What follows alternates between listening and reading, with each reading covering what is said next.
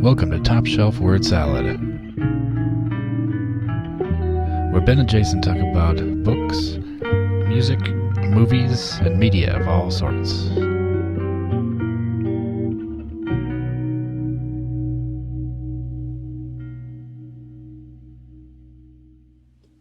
Are you back up? I am, yeah. Okay. Yeah. With Freewill, what did you think overall? I hated it. I did not like this book at all. I read it twice too, and I really wanted to like it because so first of all, I've always thought the question of whether or not we have free will is a dumb question. Like I've never really understood why people are so obsessed with it, because to me it's like because to me it's a matter of faith and belief.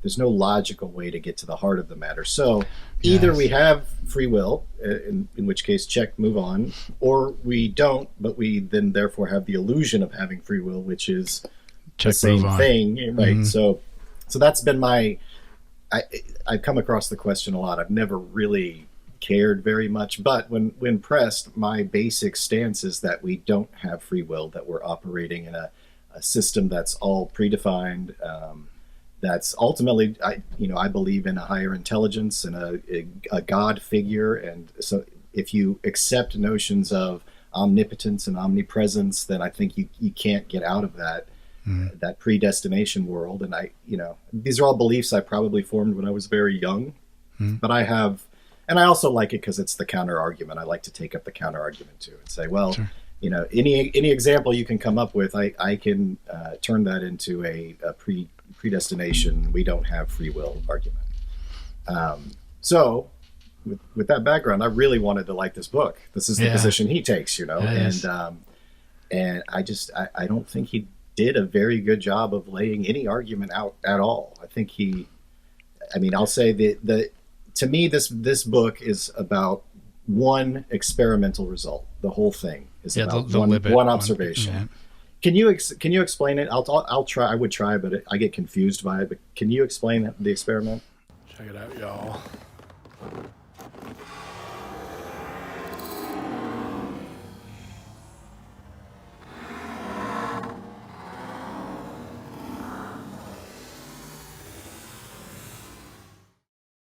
So, I did a terrible job of describing the Libet experiment, and for that, I have exiled myself to the suburban tundra.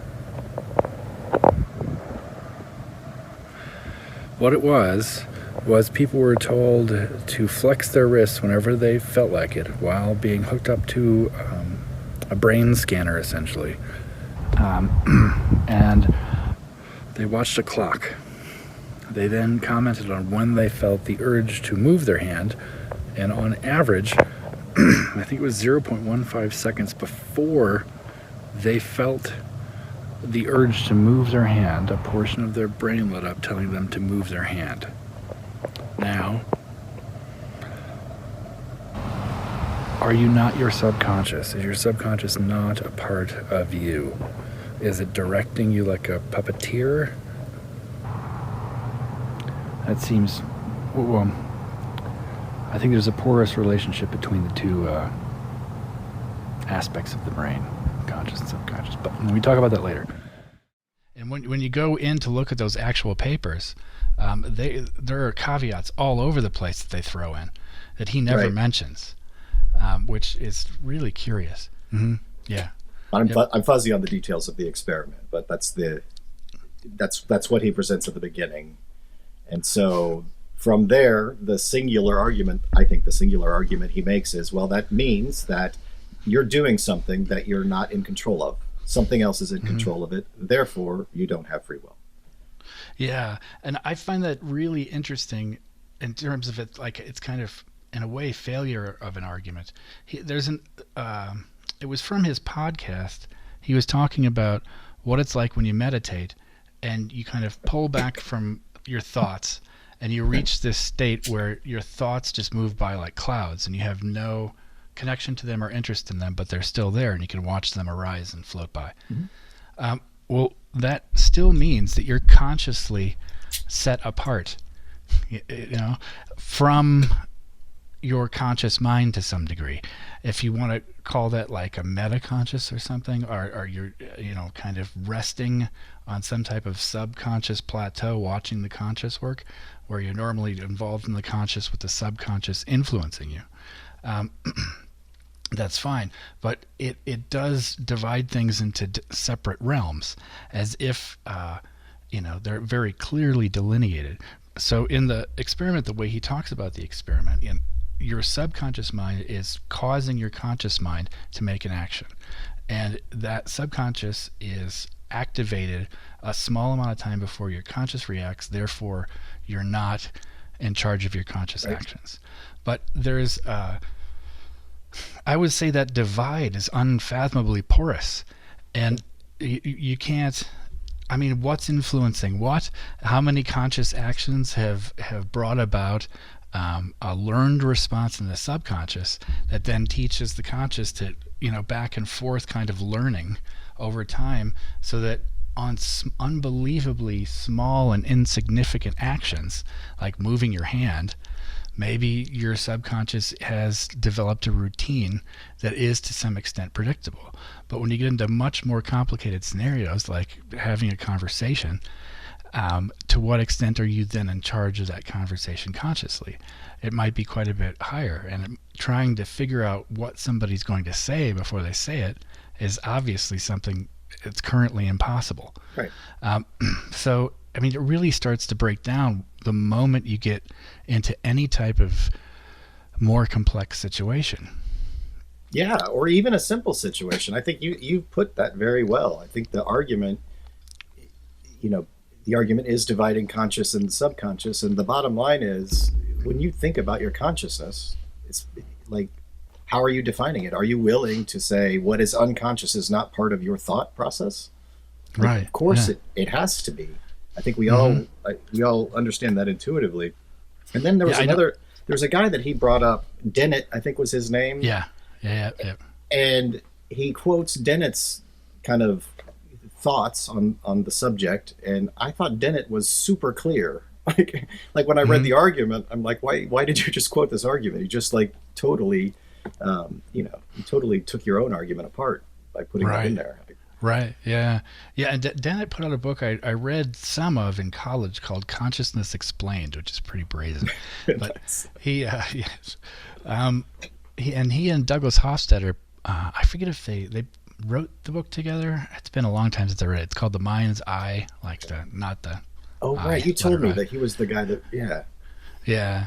That was when we were living together in college. Yeah. And then I got to have a couple classes with Hofstadter. Who was, I don't know, interesting guy, definitely. And then, Hofstadter's entire thing is that consciousness arises out of what he calls like the strange loop. He even dedicated a book to it. Yeah, I read that. Yeah. And in Gödel Escher Bach, that's when he kind of started the trajectory toward that book, I think. Anyway, the thing that I found interesting is that Harris, there's this sharp divide between subconscious and conscious, but he is capable of getting to a point where he can control himself through meditation to just observe his own thoughts as they occur, and they just happen naturally, and they just float by, and they're just clouds of thoughts. But where are you in that? You're observing it, you're conscious of it, you're able to relay it later. It's really fuzzy, and it's a near impossible argument to tangle with. But in my big argument against it, to some extent, I know I've told you this before, but I thought for the sake of the podcast I could bring it up again. No, you should, because I remembered this as I was reading it, and I was going to say something about it. Oh, good. So is the kind of analogy of imagining an operator switchboard in one of those old school operators that had to put in the plugs so people could talk to each other. And the idea of that switchboard being unbelievably gigantic, but the person's still somehow able to reach all these. It's a metaphor, right? So the pattern in which the calls that are coming in lights up is so complex that the conscious mind is incapable of noticing the fact that there's a deterministic pattern there. It just keeps repeating. But the pattern is long and unfathomably complex because there's so many variables. So the conscious mind, being incapable of grasping the larger pattern, has a kind of freedom in its ineptitude, where it just reacts to what's happening and forgets to some extent, and also maybe blissfully or mercifully forgets the exact sequence, or is incapable of retaining that information, and in being incapable of it, reacts differently each time to the exact same deterministic pattern. So then you have a kind of freedom in that. The freedom of ineptitude. Yes. Yes. You have coined a phrase, my friend.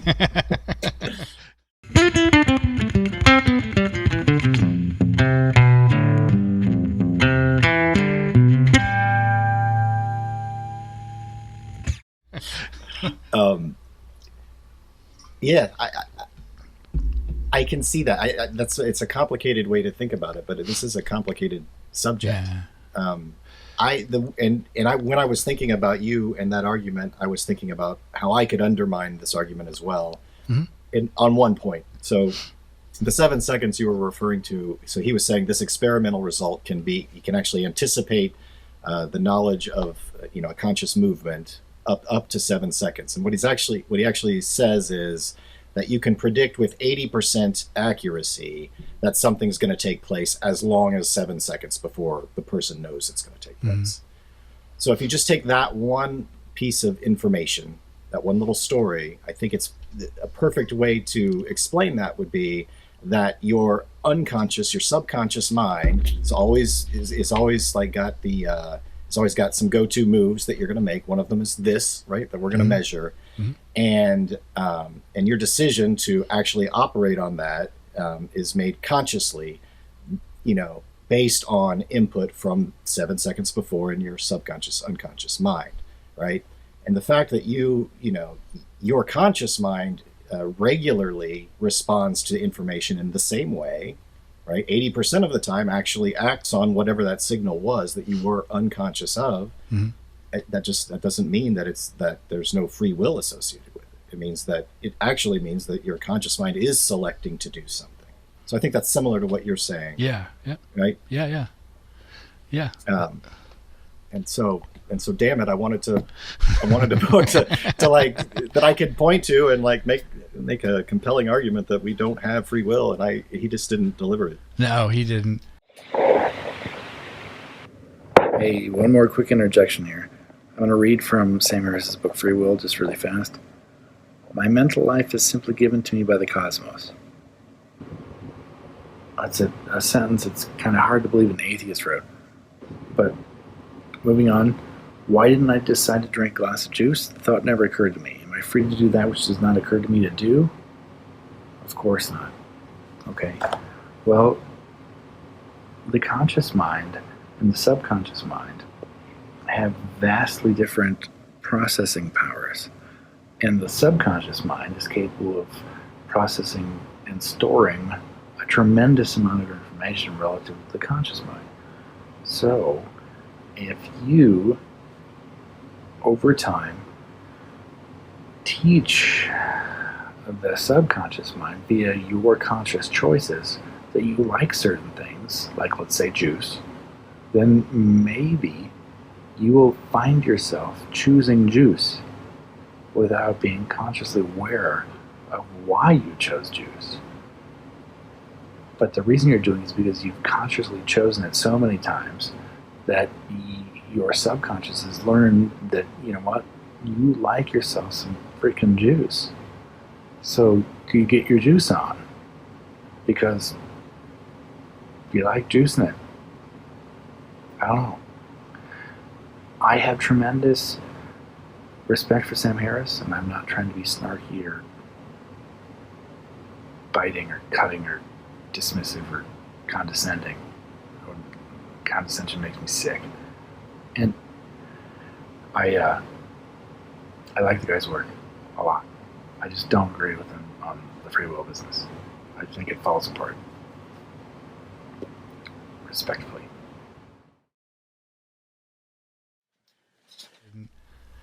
But I mean, with subconscious reactivity or whatever, or learned subconscious reactivity, having been a musician all my life, I can play through stuff that there is no way, and especially improvising, that I am consciously thinking of my note choices.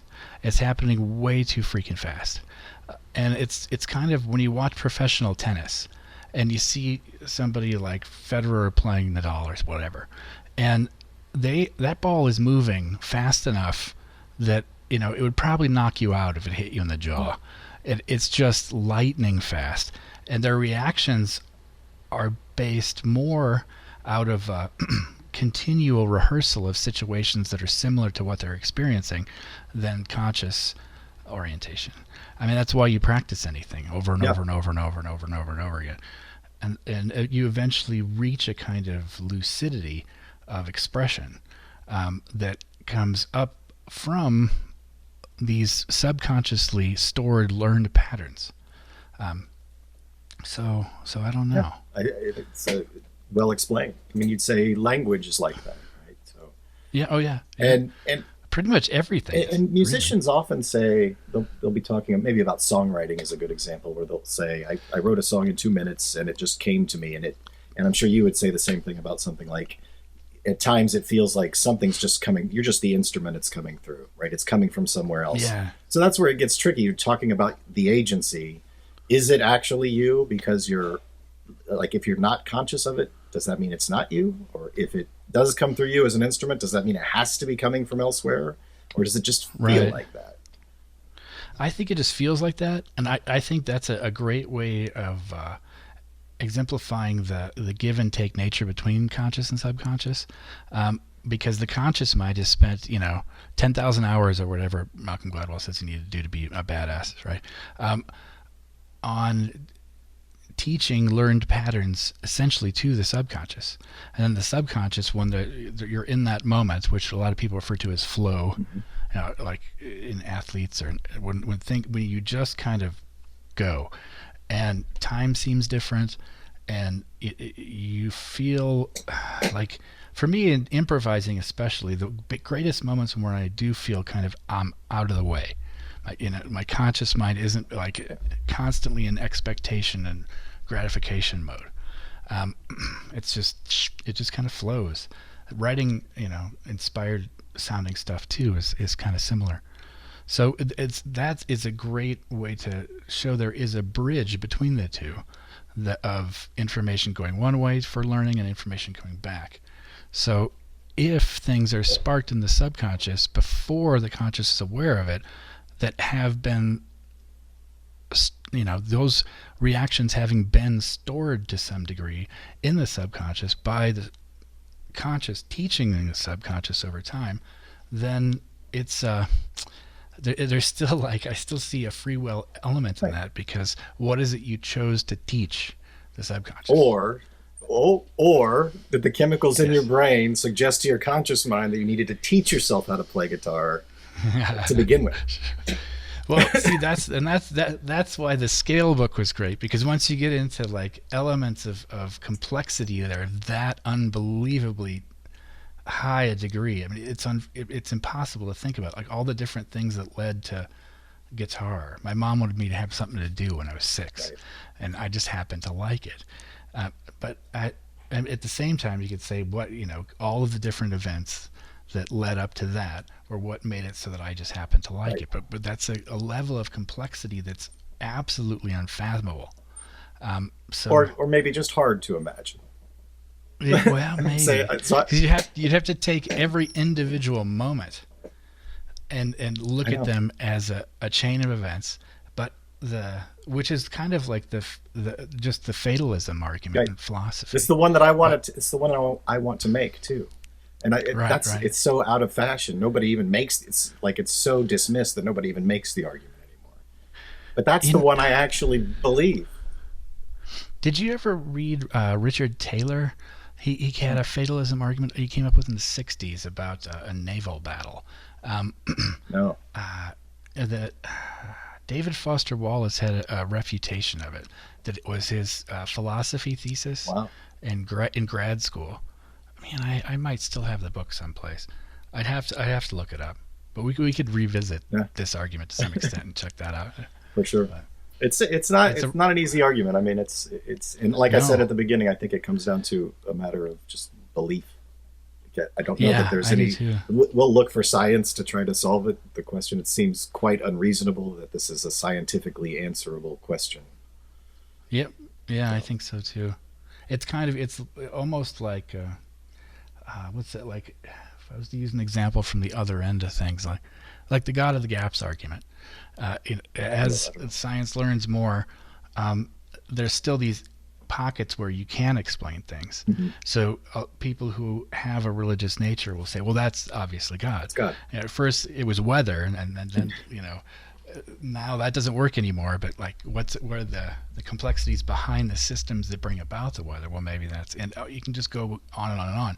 And that's I guess the problem with actually trying to have an argument about these things is that they are, and this is another way to relate it to scale, fractal in nature. The more you zoom in on the coastline of your argument, the more you can say there are these increase of details to the point you don't have the resolution to really go any further in. Yeah, I think that's a good way to put it. Yeah. Yeah. The other example from scale that I don't know how it relates to this exactly, but this idea of the ant colony. So the colony of ants is like an organism, and there's no decision maker ant, right? They're all programmed somehow. They come into existence with the knowledge of how to build their homes, and there are these incredibly complex structures, right, with tunnels everywhere, and they're large, and but it's all of these ants as a colony that are getting the thing built, as if there's an intelligence to it that's outside of what they do, right? Yeah, which is fascinating, isn't it?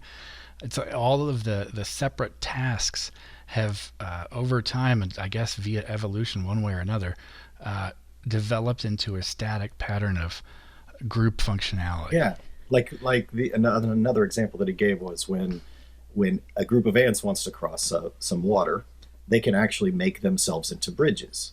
Yeah, right. But the implication is that they don't even know that they want to cross the water, that they're just somehow programmed to bridge water. Right. Mind blowing. Yeah, it is. Because there's a whole and you got to wonder how this stuff hierarchically works itself out in amongst the ants. They're the ones who are underwater the whole time and die. Right. And they're they're the raft. And how those poor bastards get picked, I don't know. Yeah, I wouldn't want to be that ant. They're predestined, Jason. It's predestiny. Right. By the ant god. Do you remember? This is a tangent, but I remember just absolutely despising this book when I was in college. It was called Jonathan Livingston Seagull. Oh, I like that book. I read it when I was younger. I was younger when I read it, but yeah. I remember I wanted to write a refutation of it called Jonathan Livingston Cow. Where the cow would not learn to fly? Right. The cow not interested in chewing its cud, philosophical in nature, wants to do its own thing. You must be decides a cynical to learn bastard. Banjo. That book is heartwarming. It's endearing. How could you react to it like that?